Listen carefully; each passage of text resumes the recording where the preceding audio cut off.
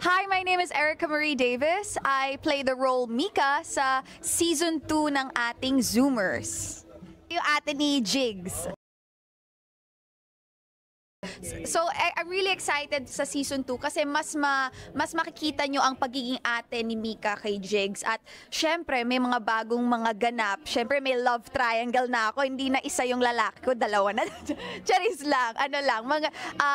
Abangan nyo na lang. Ayoko mag-spoil, pero I'm 100% sure you're gonna love the Season 2 just as much as you love the Season 1.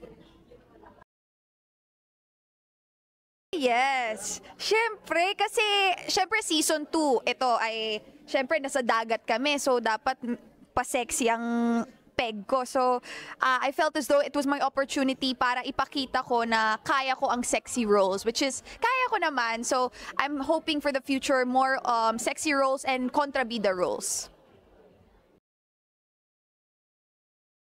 Advice ko, maging honest na lang kayo. Huwag na lang kayo magtago kasi alam mo, nagiging masama lang pag magtatago kayo. Pero pag sabihin nyo sa kanila yung totoo, like for example, meron kayo naging kathing na best friend ng kapatid mo, eh di sabihin mo na, aminin mo na, huwag ka na magsinungaling. Yun na lang.